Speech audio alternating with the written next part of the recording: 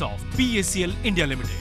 PACL में ग्राहकों का हित सुरक्षित, कंपनी अपने दायित्वों का निर्वाह करने में पूर्णतः सक्षम। आधिकारिक तौर पर पुष्टि।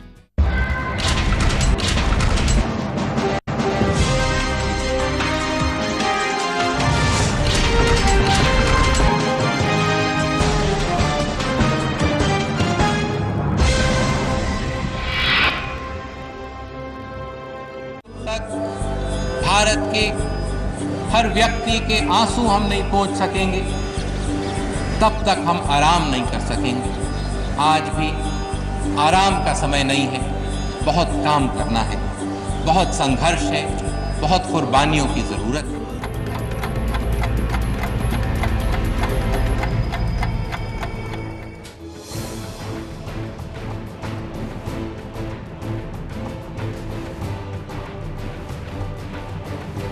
ये देश की आजादी की लड़ाई का आखिरी दौर था।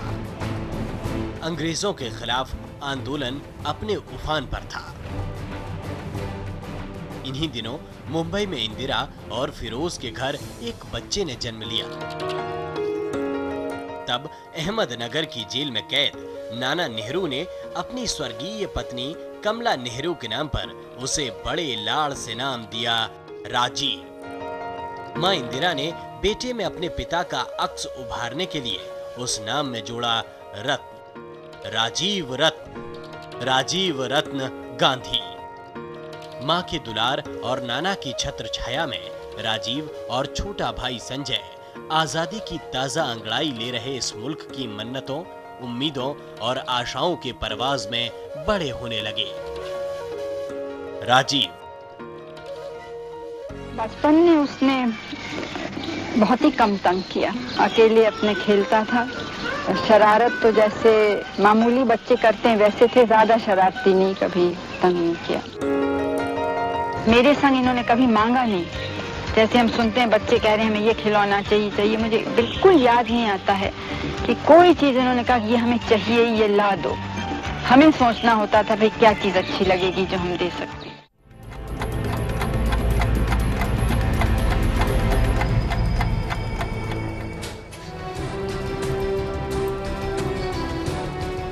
राजीव गांधी परिवार के सौभाग्यशाली युवराज थे। नाना नेहरू के हाथों में इस देश की पहली सरकार की कमान थी। मां इंदिरा उनकी सियासी उत्तराधिकारी थी और पिता फिरोज देश के विद्वान और ईमानदार नेताओं में शुमार थे। ऐसे में अगर ये चाहते तो राजनीति के दरवाजे इनके लिए सिम सिम की तरह खुल जाते। लेकिन शर्मीले स्वभाव, सौम्य चेहरे और बेहद सीधे सादे से राजीव मानो सियासत के रपटीले रास्तों पर चलने के लिए बने ही नहीं थे। इसी बीच इंग्लैंड में पढ़ाई के दौरान इनकी मुलाकात एंटोनियो माइनो से हुई और भारत इटली की ये प्रेम कहानी 7 समंदर पार परवान चढ़ने लगी। एक रेस्टोरेंट में मुलाकात हुई थी जब मैं कैम्ब्रिज में थी। कैम्ब्रिज में केवल एक रेस्टोरेंट थी जहां थोड़ा बहुत इटालियन खाना मिलता था और मैं इंग्लिश खाना बिल्कुल नहीं खा सकती थी, इसलिए वहां जाती थी रोज खाने के लिए। और मेरा एक फ्रेंड था जर्मनी का, जो राजीव जी का फ्रेंड था, और राजीव जी उनको कहा कि ये जो तुम्हारी फ्रेंड जो है कभी मैं मिल सकता हूँ, तो इंट्रोडक्शन ऐसा हुआ।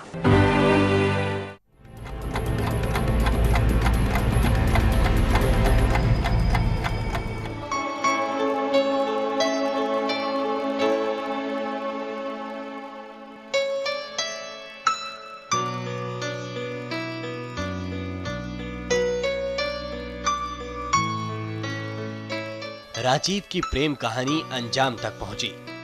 एंटोनियो माइनो सोनिया बनकर भारत आ गईं। मां प्रधानमंत्री इंदिरा ने बड़े लगन से अपने बेटे का ब्याह रचाया।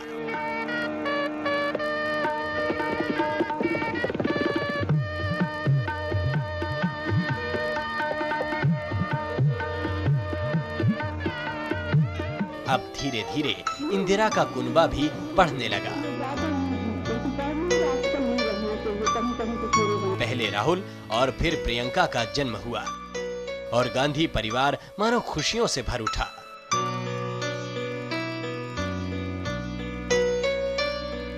राजनीति में न आने का फैसला कर चुके राजीव ने इंडियन एयरलाइंस में बतौर पायलट नौकरी कर ली। तब शायद इनको अंदाजा भी नहीं था कि सियासी उत्तराधिकारियों की किस्मत का फैसला कई बार क्रूर काल भी निर्धारित करता है। 1980 में छोटे भाई संजय की मौत ने भी कुछ ऐसा ही किया।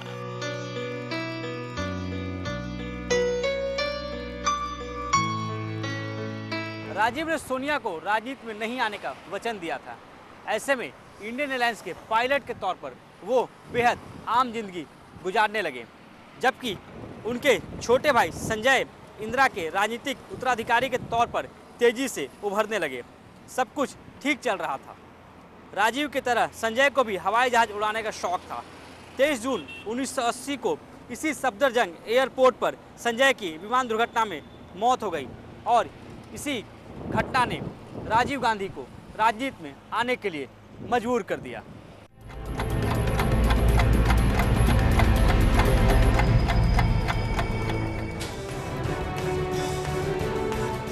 फैसले की जगह राजीव ने फर्ज को चुना।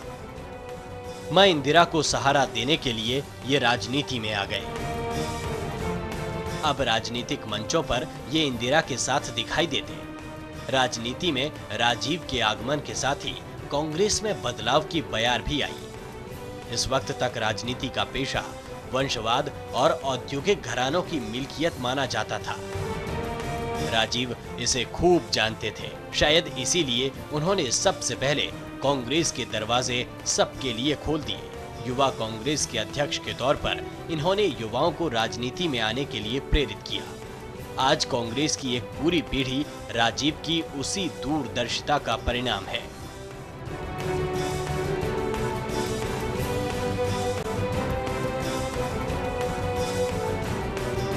राजीव गांधी जी ने एक पूरी पीढ़ी को राजनीति की ओर आकर्षित किया था और पीढ़ी के ऐसे लोग जो पढ़े लिखे, जो शालीन, जो सभ्य थे, जो समाज को देश के लिए कुछ कंट्रीब्यूट करना चाहते थे, ऐसे लोगों की एक पूरी पीढ़ी को राजीव जी ने राजनीति की ओर आकर्षित किया था और उसमें से बहुत से लोग आज देश में विभिन्न स्तरों पर देश की सेवा कर रहे हैं।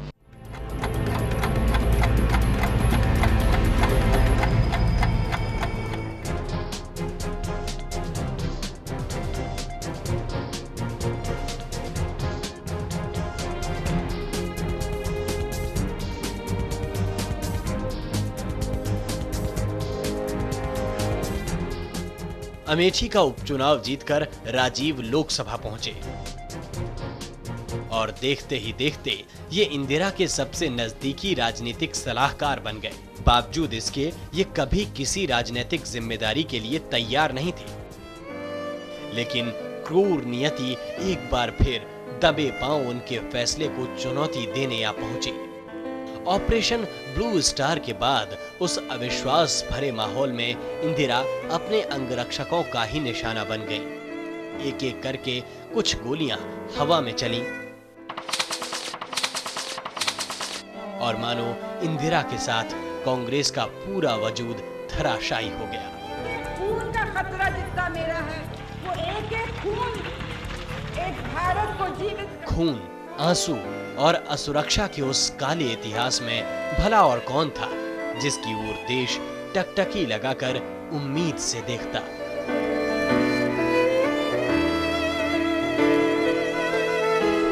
मैंने बड़ी कोशिश की, लेकिन राजीव जी ने मुझको समझाया था कि उनका फर्ज था, उनका कोई चॉइस नहीं था। मेरे मन में डर था कि जो इंदिरा जी के साथ हुआ था उनके साथ भी हो जाएगा। और उसके बाद राजीव जी जिस तरीके एक सच्चे सीधे सच्चे दिल के आदमी थे और बिल्कुल ट्रांसपेरेंट थे, मैं समझती थी कि ऐसे व्यक्ति के लिए राजनीति में जगह नहीं था।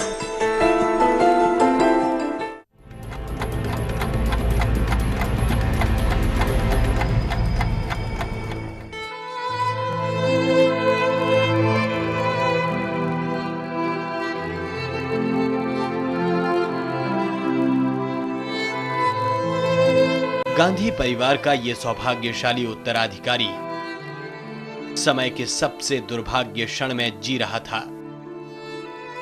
मां इंदिरा की अर्थी को कांधा देते वक्त उसे इस बात का बखूबी अंदाजा हो चला था कि अब इस देश के 70 करोड़ लोगों का बोझ भी इसी के सिर है।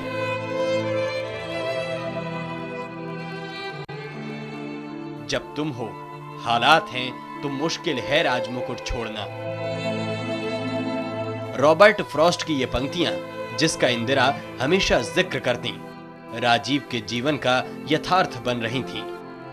अजीब विडंबना थी, कल तक राजनीति में न आने की बात करने वाला बेटा आज प्रधानमंत्री के तौर पर अपनी मां के सपनों को पूरा करने का भरोसा दिला रहा था।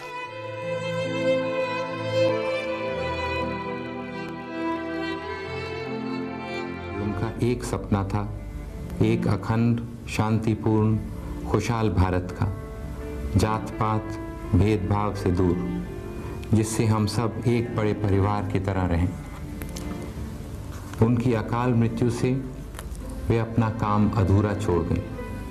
हमें इस काम को पूरा करना है। जो अनहोनी, दुखदाई और गंभीर स्थिति हमारे सामने आई है, उसका हम सामना करेंगे। इंदिरा गांधी की मृत्यु हो गई, पर उनकी आत्मा जिंदा है। भारत जिंदा है, भारत अमर है, भारत की आत्मा अमर है। वो अपनी जिम्मेदारी को समझेगी और उसका बोझ हिम्मत और उत्साह के साथ उठाएगी।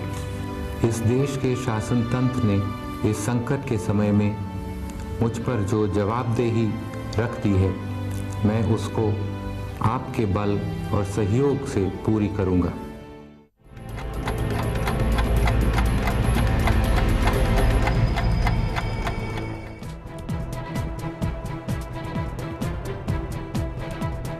जब राजीव ने महज 40 साल की उम्र में देश की सत्ता संभाली, तो राजधानी दिल्ली जल रही थी। आग की लपटें इतनी तेज थीं कि पंजाब अलगाववाद की आग में जलने लगा। उत्तर पूर्व राज्यों में भी हिंसा अपने चरम पर थी। 1984 के चुनावों में ऐतिहासिक जनसमर्थन हासिल करके इन्होंने देश की एकजुटता की खातिर मुहबाए इन खतरों से एक एक करके निपटना शुरू किया। 1985 में पंजाब समझौते के जरिए इन्होंने हिंदुओं और सिखों को फिर से एक ही धागे में गूंथ दिया और असम के छात्र आंदोलन को खत्म करा के इन्हें मुख्य धारा में ले आए। भला ऐसा होता भी क्यों नहीं? राजीव के सपनों का भारत ऐसा ही तो था।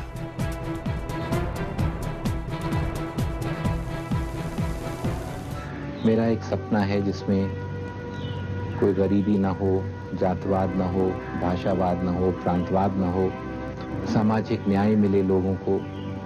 शायद सबसे जरूरी एक मनुष्य का मूल उसके मनुष्यता पर नापा जाए, उसके जन्म पर नहीं, उसके जात या धर्म या भाषा या प्रांत, उससे नहीं। लेकिन उससे ज्यादा मेरा एक सपना है कि भारत दोबारा मानवता की सभ्यता में आगे निकले, दुनिया को विचारधाराएं दे और सत्ता को एक शक्ति दे पाए। हम ये कर पाएंगे, भारत को इस रास्ते पर चला पाएंगे, तो पूरी दुनिया में एक नई रोशनी आ पाएगी। भारत के हर व्यक्ति के आंसू हम नहीं पोंछ सकेंगे, तब तक हम आराम नहीं कर सकेंगे। आज भी आराम का समय नहीं है, बहुत काम करना है, बहुत संघर्ष है, बहुत कुर्बानियों की जरूरत है।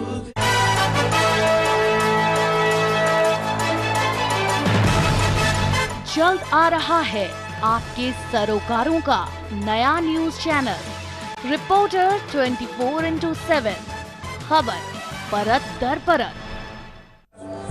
भारत के हर व्यक्ति के आंसू हम नहीं पोंछ सकेंगे, तब तक हम आराम नहीं कर सकेंगे। आज भी आराम का समय नहीं है, बहुत काम करना है, बहुत संघर्ष है, बहुत कुर्बानियों की जरूरत है।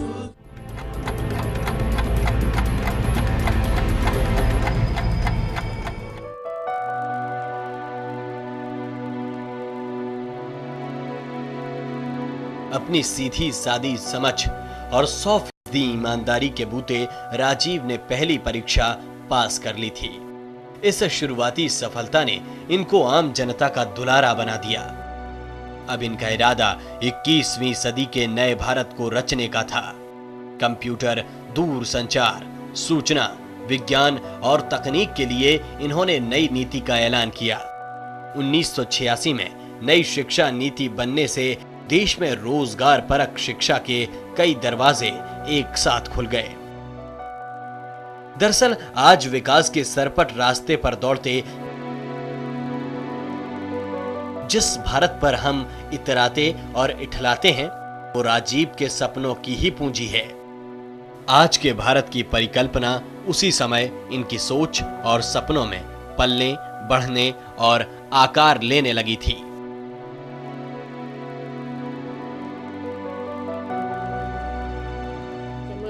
जब वो कंप्यूटर की बात करते थे तो सेंट्रल हॉल में सब लोग हंसी उड़ाते थे। कंप्यूटर से टिकट बंटेगा, कंप्यूटर से ये होगा। टेली कम्युनिकेशन क्षेत्र को, संचार के क्षेत्र को आधुनिक करने का निर्णय लिया। वहाँ से आज ये स्थिति हो गई कि कोई गांव ऐसा नहीं होगा जहाँ मोबाइल लेकर लोग नहीं घूम रहे, कोई व्यक्ति ऐसा नहीं होगा, कोई परिवार ऐसा नहीं होगा। गरीबी रेखा के नीचे का परिवार भी होगा तो उस परिवार में एक सस्ता मोबाइल आपको जरूर मिलेगा।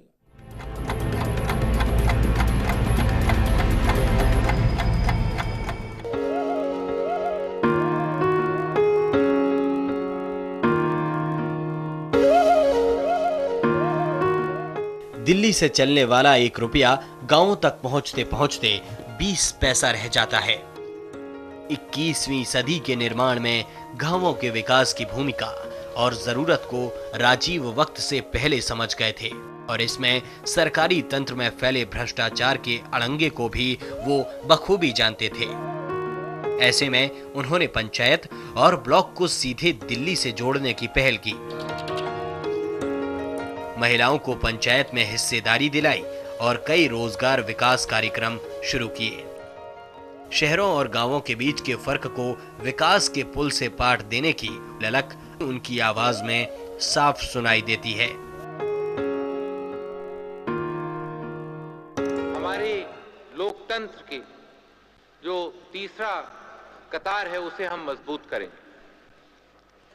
पहला और दूसरा जो दिल्ली में चलता है और जो राजधानियों में चलते हैं वो तो खूब मजबूत हो गए, लेकिन क्योंकि तीसरे कतार पे कमजोरी रह गई है तो कुछ कमजोरी पहले और दूसरों पर भी उसकी पहुंचती है क्योंकि ऊपर लोग एकदम कागजी शेर बन जाते हैं, नीचे ताकत नहीं होती है, एक तरह से एक खोखला ढांचा खड़ा हो जाता है। इसे हमें ठीक करना है।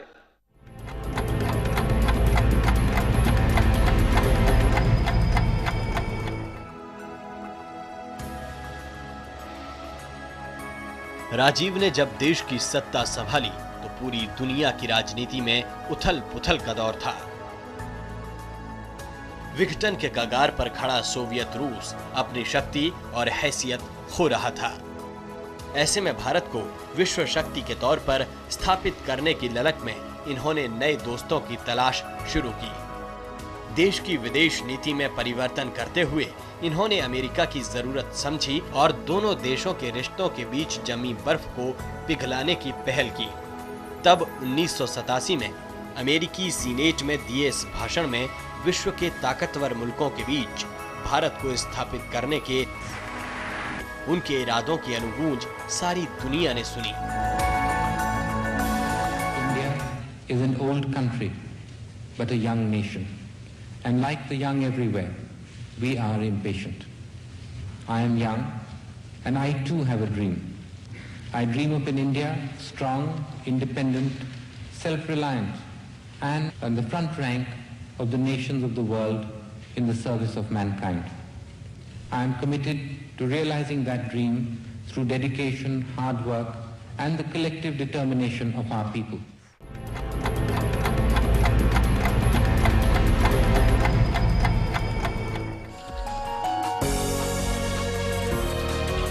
अब राजीव एक युवा, दूरदर्शी, शांतिप्रिय और असीमित संभावनाओं वाले नेता के तौर पर विश्व पटल पर उभरने लगे। दुनिया के तमाम राजनेताओं के बीच इनकी धमक दिखाई और आवाज सुनाई देने लगी। ये वही समय था जब इन्होंने अपने पड़ोसी देशों के साथ रिश्ते सुधारने की पहल की। चीन का ऐतिहासिक दौरा करके इन्होंने दोनों देशों के संबंधों को एक नया आयाम दिया, तो पाकिस्तान के साथ इन्होंने एक बेनजीर रिश्ता कायम करने की कोशिश की। अमेरिका, चीन और पाकिस्तान में तो इनकी जीत हुई, लेकिन श्रीलंका में वो हार गए। श्रीलंका में तमिल विद्रोहियों के खिलाफ शांति सेना भेजने का फैसला ऐसी गलती साबित हुई जहां से राजीव का करिश्मा खत्म होने लगा।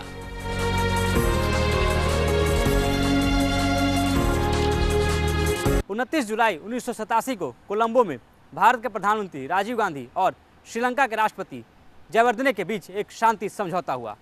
इस समझौते के मुताबिक एलटीटी के खिलाफ भारत की शांति सेना को श्रीलंका भेजा जाना था। इस समझौते का भारत और श्रीलंका दोनों जगह जबरदस्त विरोध हुआ। इस समझौते के ठीक एक दिन बाद राजीव गांधी पर श्रीलंकाई सैनिक ने हमला कर दिया और यही वो घटना थी जिस घटना से राजीव गांधी की हत्या की पृष्ठभूमि तैयार हुई।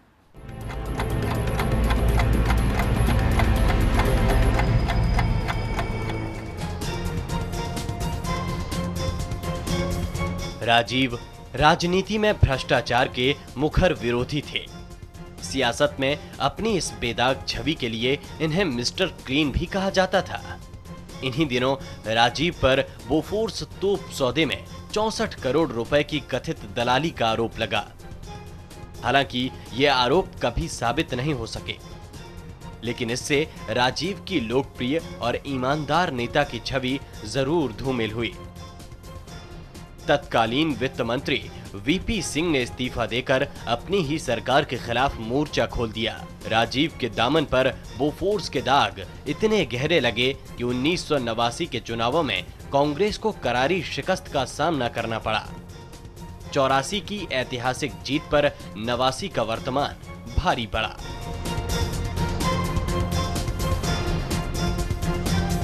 कहाँ 411 संसद सदस्य जीत के आए थे, वहाँ से हम लोग मेजॉरिटी भी नहीं ला सके। तो ये राजीव जी की भूल नहीं थी। उनके समय में जो लोग जवाबदार थे इस स्थिति का सृजन करने के लिए, उन लोगों की भूल थी।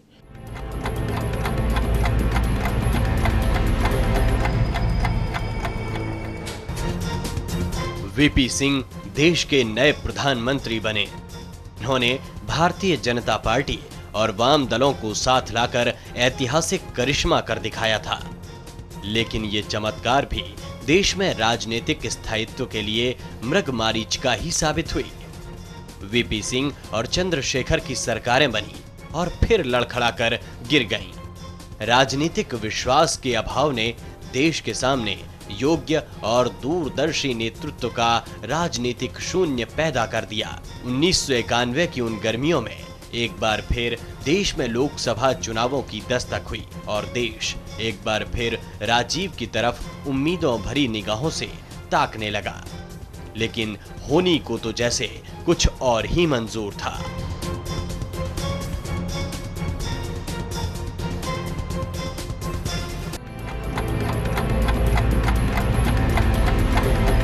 तारीख 21 मई। साल 1991। जगह श्री पेराम्बदुर, तमिलनाडु। राजीव चुनावी दौरे पर देश का चप्पा चप्पा छान रहे थे। 21 मई 1991 की उस काली रात को ये श्री पेराम्बदुर में एक जनसभा को संबोधित करने पहुंचे। तब किसे पता था कि लिट्टे के कुछ उग्रवादियों ने उनके लिए मौत का जिंदा सामान तैयार कर रखा है। भाषण देने के बाद अपनी आदत के मुताबिक राजीव भीड़ के बीच उतर आए। लोग उनसे मिलने के लिए बेचैन थे। सुरक्षा कर्मियों को उनको रोकता देख उन्होंने अपने अंतिम शब्द कहे, रोको मत, सबको मौका मिलना चाहिए। तभी लिट्टे की वो मानव बम राजीव के ठीक सामने आकर खड़ी हो गई, चंदन की माला पहनाई। उस वक्त भी राजीव के चेहरे पर हमेशा की तरह वो चिर परिचित मुस्कान मौजूद थी। और फिर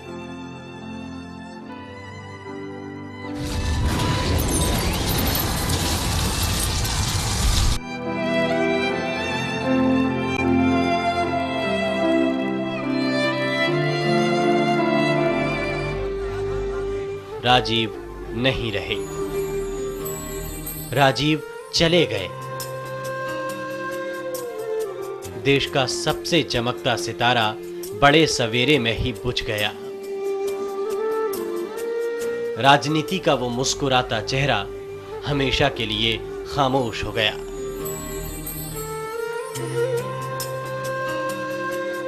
एक थी ईमानदारी, एक था भरोसा, एक था सपना, एक थी मुस्कान, एक थी उम्मीद।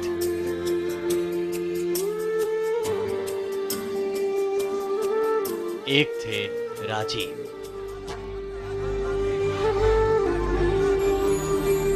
मेरे पापा की डेथ हुई थी जब मैं रेल पे था उनके साथ। उनकी बॉडी थी वहाँ पे और हम इलाहाबाद जा रहे थे संगम। उस टाइम हम यूपी में घुसे थे और बहुत सारे लोग थे हमारे पीछे, दौड़ रहे थे, रो रहे थे। और मैंने उनकी आंखों में देखा, उनकी आंखों में लगा मुझे कि आशा कम हो गई है।